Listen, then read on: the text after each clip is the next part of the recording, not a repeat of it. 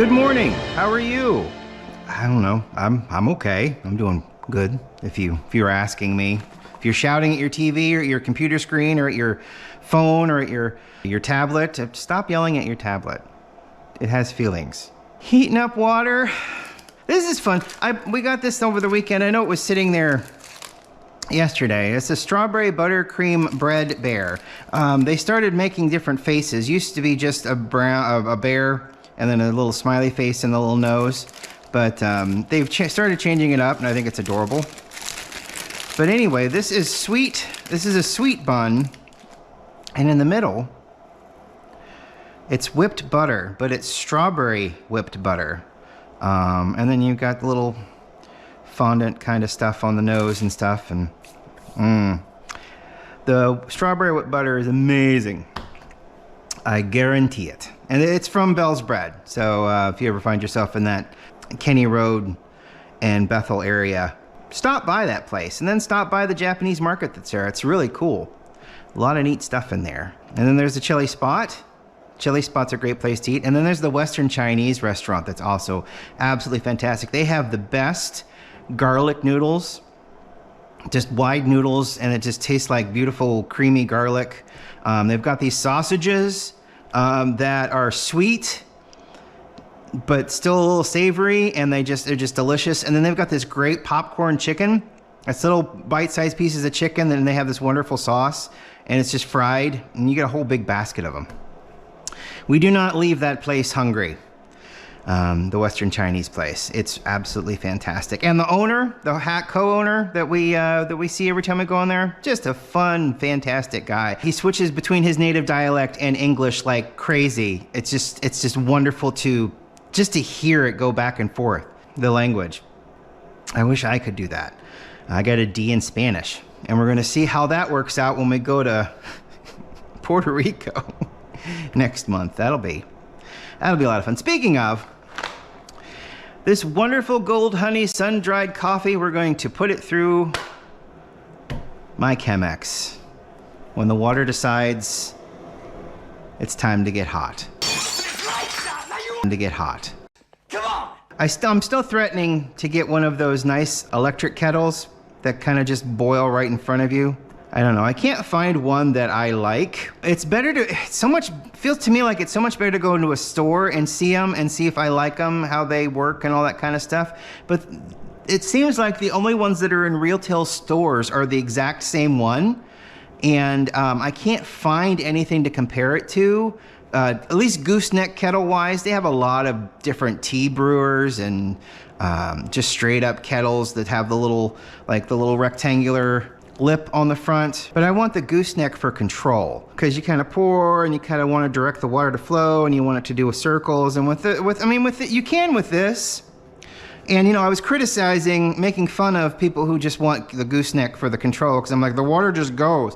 And I was wrong. Having the control really helps. It lets you do the dance around to get everything wet, to make sure the bed stays steady, because you want a consistent drawdown for your coffee. And the experts have studied this for years, and they found the threshold that helps get the best coffee out of your grounds, out of your pouring method, out of your device that you're collecting the coffee in. It's just been generations and decades of perfection, and they've reached a point where they've probably hit milestones and haven't gone past those. So you look it up and you follow it, and you go by what they say. And I guess it's kind of a bummer in a sense, because of all the information that exists out there, you really never find yourself with a bad cup of coffee. Granted, bad cup of coffee in this sense, not bad cup of coffee, and I bought some freeze-dried Folgers.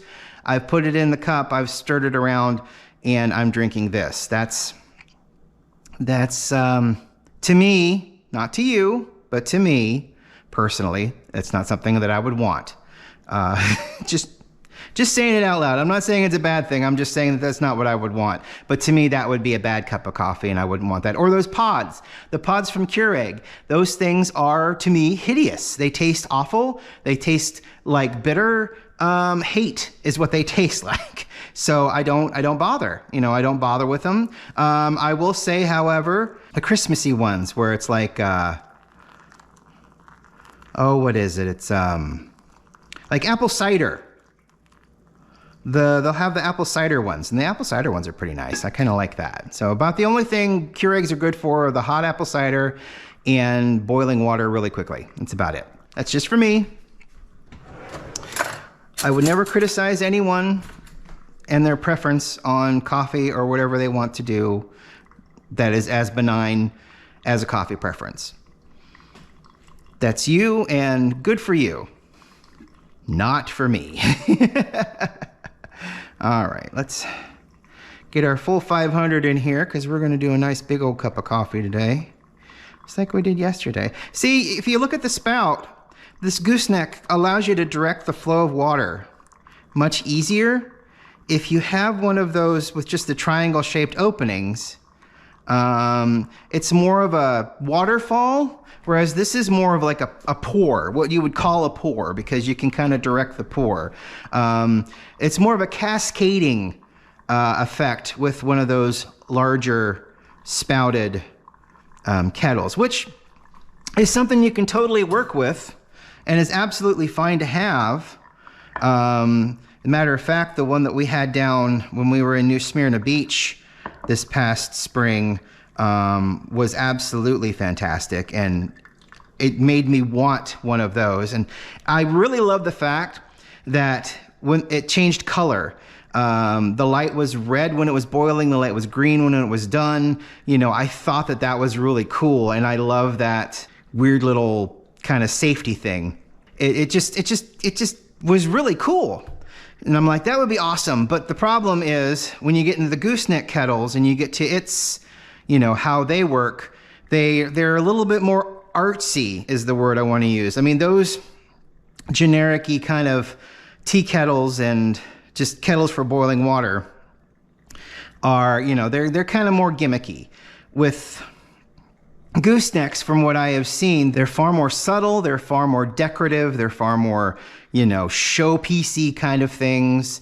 And it's hard to find something that will translate into, it turns red when it's getting hot, it turns green when the water's ready, you know, that kind of a thing. It's just these elegant dials and weird, you know, little digital pads that show you the numbers, and then, you know, it's settings, or, you know, it's weird. And with the kettle that we had down there in New Smyrna, you could select the temperature on the and I can't remember the name of it. I'll have to go back and look and see if I can find any footage. I probably deleted it. Once I finish a video, I tend to get rid of the excess extra footage that I had, because, I mean, my space is limited. I don't have a lot of space.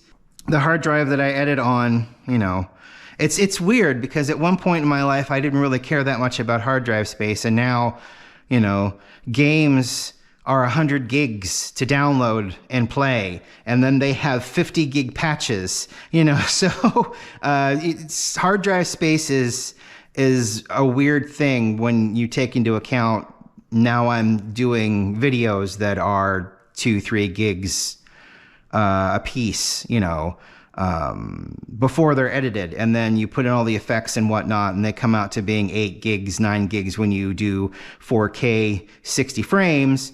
And, you know, it's just a whole big thing that you never really think about. And you certainly didn't think about it when you were doing linear editing tape to tape in college, because it was all on SVHS or those bigger, more substantial VHS tapes, you know. And to be honest, everything looked like crap.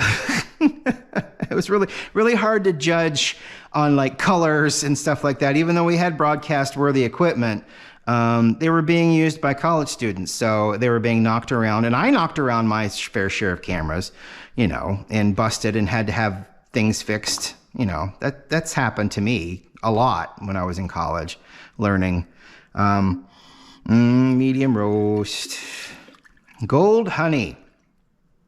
rave about this. Always will continue to rave about this. And going forward, if I ever mail order any coffee again, I will continue to mail order this coffee because it is just great.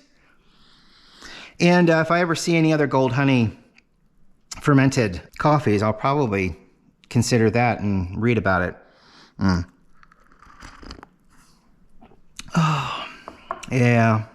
Oh, so good. How does it taste with strawberry buttercream? Sorry, Bear.